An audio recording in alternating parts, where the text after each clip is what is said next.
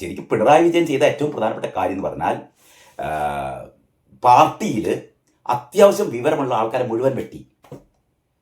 തന്നോടൊപ്പം തൻ്റെ പാർട്ടിയിൽ ഏറ്റവും വിവരമില്ലാത്ത ആൾക്കാരെ, അതായത് നമുക്ക് നോക്കിയാലും അറിയാം, ഇപ്പോൾ സംസ്ഥാന കമ്മിറ്റിയിലും അത് കഴിഞ്ഞിങ്ങോട്ട് താഴത്തെ എല്ലാ ഘടകങ്ങളിലും തലപ്പത്തിരിക്കുന്ന ആരെന്ന് ചോദിച്ചാൽ ഏറ്റവും വലിയ പൊട്ടന്മാർ, ഏറ്റവും വലിയ മണ്ടന്മാർ, അവർ തെരഞ്ഞു പിടിച്ചിട്ടാണ് ഈ പറയുന്ന കേന്ദ്ര താക്കോൽ സ്ഥാനങ്ങളിൽ ഏൽപ്പിച്ചത്. ഇപ്പോൾ സംസ്ഥാന സെക്രട്ടറി MV ഗോവിന്ദൻ എന്ന് പറയുന്ന CPMന്റെ സംസ്ഥാന സെക്രട്ടറി, അയാൾ ആരാ? നിങ്ങൾ പറ.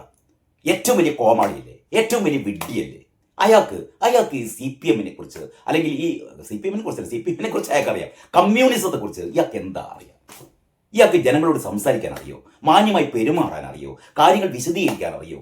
ഏറ്റവും വലിയ അല്പനും വിഡ്ഢിയും കോമാളിയും അല്ലേ ഇയാൾ, അല്ലേ? ഓരോരോ ജില്ലാ സെക്രട്ടറിമാരെടുത്തോ. ഞാൻ ആദ്യം KK രാഗേഷിന്റെ കാര്യം പറഞ്ഞത്. KK രാഗേഷ് പറഞ്ഞ ജില്ലാ സെക്രട്ടറി, പാലക്കാട് ഒരു ജില്ലാ സെക്രട്ടറി ഉണ്ട്, അയാൾ ചെയ്തു കൂട്ടിയ കാര്യങ്ങൾ. പത്തനംതിട്ടയിൽ ഒരു ജില്ലാ സെക്രട്ടറി ഉണ്ട്, അല്ലേ?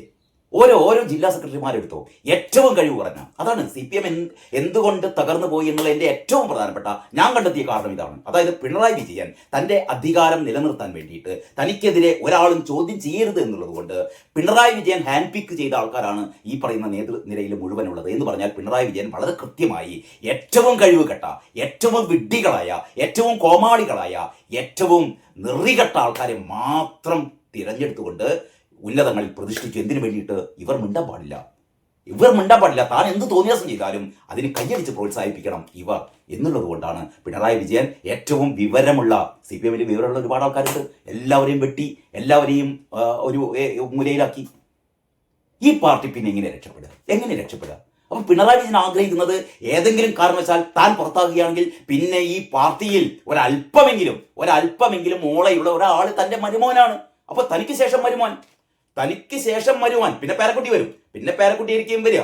അപ്പോൾ എന്തായാലും തനിക്ക് ശേഷം മരുമോൻ മാത്രമേ പാടുള്ളൂ ഈ പാർട്ടിയിൽ എന്ന് പറഞ്ഞാൽ CPM എന്ന് പറയുന്നത് പാർട്ടി പിണറായി വിജയന്റെ കുടുംബസ്വത്താണ്. അത്രയേ ഉള്ളൂ. പിണറായി വിജയന്റെ കുടുംബസ്വത്താണ് അത്. പിണറായി വിജയനാണ് അതിന്റെ മുതലാളി. പിണറായി വിജയൻ മാറിയ പിന്നെ ആരാണ്? പിന്നുള്ളത് വീണയാക്കാത്തത് അത്രയും എന്താ പറയാ, പൊട്ട ഒന്നിനെ കുറിച്ച് ബോധമില്ലാത്തത് കൊണ്ടാണ് വീണയെ പിണറായി വിജയന്റെ എന്താ പറയാ പിണറായി വിജയന്റെ കാലശേഷം വീണയാവട്ടെ അല്ലെങ്കിൽ കമലയാവട്ടെ എന്നൊക്കെ വിചാരിക്കുകയായിരുന്നു. പക്ഷെ ഈ രണ്ടെണ്ണത്തിന് അതിനുള്ള ഒരു യോഗ്യത ഇല്ലാത്തതുകൊണ്ട്, മോനാണെങ്കിൽ പിന്നെ അത്രയും ഇല്ലാത്തത് കൊണ്ടാണ് മോനെ ഈ എന്താ പറയാ ആകെ ചെയ്യാണ് മോൻ അവിടെ ചെയ്യുന്ന കുറെ കാര്യങ്ങളുണ്ട് കേട്ടോ. അവിടുത്തെ ബാങ്കിൽ അതിപ്പോ പറഞ്ഞ തീരില്ല, അതുകൊണ്ട് ഞാൻ പറയുന്നില്ല. അപ്പൊ പിണറായി വിജയനെ സംബന്ധിച്ചിടത്തോളം ഞാൻ പോയാൽ പിന്നെ മരുവൻ പോയാൽ പിന്നെ പേരക്കുട്ടികൾ, അങ്ങനെ ഒരു കുടുംബവാഴ്ച. CPM മുഴുവൻ കുടുംബവാഴ്ചയാണല്ലോ. അതുകൊണ്ടാണല്ലോ ഈ നമ്മളെ MV ഗോവിന്ദൻ തളിപ്പറമ്പ് ഞാനില്ലെങ്കിൽ പിന്നെ ആരാണ്? ഞാനില്ലെങ്കിൽ എൻ്റെ ഭാര്യ ശ്യാമള. അപ്പോഴാണ് TKG തീർത്തു കൊടുത്തത്, ആ പൂതി തീർത്തു കൊടുത്തത്. അപ്പൊ ഞാൻ പറഞ്ഞുകൊണ്ട് വരുന്നത്, തിരഞ്ഞെടുപ്പ് തോൽവി, ശൈലി മാറ്റത്തിന് CPM എന്നൊക്കെയാണ് കേരളമതി ലേഖകൻ പറയുന്നത്. പക്ഷേ ശൈലി മാറ്റത്തിന് വലിയ സാധ്യതയൊന്നും ഞാൻ കാണുന്നില്ല. എന്തായാലും നമ്മളെ കുഞ്ഞികൃഷ്ണൻ സഖാവ് പറഞ്ഞ പോലെ ശൈലി മാറ്റിയാൽ അവർക്ക് നല്ലത്, അല്ലേ? ശൈലി മാറ്റിയാൽ അവർക്ക് നല്ലത്. വേണമെങ്കിൽ ഒന്നുകൂടി ഒരംഗത്തിന് കൂടി വേണമെങ്കിൽ ശ്രമിക്കാം. അതല്ലെങ്കിൽ തീർന്നു. തിരഞ്ഞെടുപ്പ് തോൽവി, ശൈലി മാറ്റത്തിന് CPM ശൈലി മാറ്റാൻ പോവുകയാണ് അത്രേ. ഞാൻ വിശ്വസിക്കുന്നില്ല കേട്ടോ. നിങ്ങൾ വിശ്വസിക്കുന്നുണ്ടോ CPM ശൈലി മാറ്റാൻ പോവുകയാണെന്ന്? എവിടെ? ഏതായാലും ഈ കേരളമതി വാർത്ത പറയുന്നത് എന്താണെന്നറിയോ? നിയമസഭാ തിരഞ്ഞെടുപ്പിലെ കനത്ത തോൽവിയുടെ പശ്ചാത്തലത്തിൽ പ്രവർത്തന ശൈലിയിൽ മാറ്റം വരുത്തുന്നത് ഉൾപ്പെടെ ചർച്ച ചെയ്ത് CPM സംസ്ഥാന കമ്മിറ്റി യോഗം ചർച്ചയൊക്കെ ചെയ്തിരിക്കണം. സംസ്ഥാന കമ്മിറ്റി യോഗം ഇത് സംബന്ധിച്ച് സംസ്ഥാന കമ്മിറ്റി യോഗം ഇന്നുകൂടിയുണ്ട്. അതുകൂടി തീർന്നാൽ നമുക്ക് വിശദമായിട്ട് അറിയാം എന്തൊക്കെയാണ് ചർച്ച ചെയ്തതെന്ന്. സംസ്ഥാന സെക്രട്ടേറിയറ്റും ചില ജില്ലാ കമ്മിറ്റികളും പുനഃസംഘടിപ്പിച്ചേക്കുന്ന പറയുന്നത്. ഇവിടെ പുനഃസംഘടിപ്പിക്കാൻ കണ്ണൂരിൽ KK രാഗേഷിന് ഒരു മാറ്റവും നമ്മൾ എല്ലാവരും ആഗ്രഹിക്കുന്ന ഒരു കാര്യമാണ്. അതായത് CPMന്റെ ഏറ്റവും മണുകുണാഞ്ചൻ ഒരു ജില്ലാ സെക്രട്ടറിയാണ് KK രാഗേഷ് എന്ന് പറയുന്ന സാധനം, അല്ലേ? ഈ കണ്ണൂരിൽ CPM ആകെ തകരാൻ കാരണം ഇയാളല്ലേ? ഇയാൾ പിണറായി വിജയന്റെ പെട്ടി തൂക്കി, ഞാൻ ബാക്കിയൊന്നും പറയുന്നില്ല, അല്ലേ? KK രാഗേഷ് എനിക്ക് തോന്നുന്നത് ഈ 102 സീറ്റ് UDFന് കിട്ടിയതിൽ ഒരു 20 സീറ്റ് തന്നെങ്കിലും UDFന് കിട്ടാൻ സഹായിച്ചത് KK രാഗേഷിന്റെ നിലപാടുകളാണ്. ബഹുജനവും പൊതുജനവും ഒന്നല്ല. ഇയാൾ കള്ളനാണ്. പിന്നെ ഞങ്ങൾ ജനങ്ങളിൽ നിന്ന് പിരിക്കും പൈസ, പക്ഷെ കണക്ക് കൊടുക്കൂല. ഞങ്ങൾ കക്കും, ഞങ്ങൾ നക്കും, പക്ഷേ കുഞ്ഞികൃഷ്ണൻ ചോദിക്കാൻ പാടില്ല. ഇങ്ങനെയൊക്കെ പറയുന്ന കെ രാഗേഷിനെ ഇനിയും ചുമക്കുമോ? ഏതായാലും കാത്തിരുന്ന് കാണാം.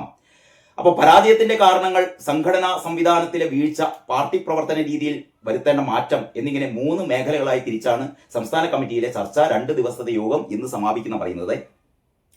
പാർട്ടി പ്രവർത്തന രീതിയിലെ തെറ്റുതിരുത്തൽ എങ്ങനെ വേണമെന്നതടക്കം ചർച്ച ചെയ്യുന്നുണ്ട്. സംസ്ഥാന സെക്രട്ടേറിയറ്റ് കഴിഞ്ഞ ദിവസം തയ്യാറാക്കിയ റിപ്പോർട്ട് ഇന്നലെ സംസ്ഥാന കമ്മിറ്റി യോഗത്തിൽ അവതരിപ്പിച്ചു. ഏരിയ കമ്മിറ്റി തലം വരെയുള്ള ചർച്ചകളുടെ അടിസ്ഥാനത്തിലാണ് റിപ്പോർട്ട് തയ്യാറാക്കിയത്. ഇതിന്മേൽ നടക്കുന്ന ചർച്ചകളുടെ അടിസ്ഥാനത്തിലാവും പ്രവർത്തന ശൈലിയിൽ ഉൾപ്പെടെ മാറ്റം വരുത്തുക എന്നൊക്കെ കേരളമുതി ലേഖകൻ അങ്ങനെ വിചാരിക്കുകയാണ്. ന്യൂനപക്ഷങ്ങളെ പാർട്ടിയുമായി കൂടുതൽ അടുപ്പിക്കാനും ജനങ്ങളുടെ വിശ്വാസം നേടിയെടുക്കാനുള്ള പ്രവർത്തനങ്ങൾക്ക് രൂപം നൽകും എന്നിട്ട് പറയുന്നു. ജനപ്രിയ നേതാക്കൾ നേതൃനിരയിലേക്ക് എന്ന് പറയുന്നൊരു ബോക്സ് ഉണ്ട്. അല്ല, ഞാൻ അറിയാൻ ചോദിക്കുക, എൻ്റെ സംശയമാണ്, CPM-ൽ ജനപ്രിയ നേതാക്കൾ ആരാ?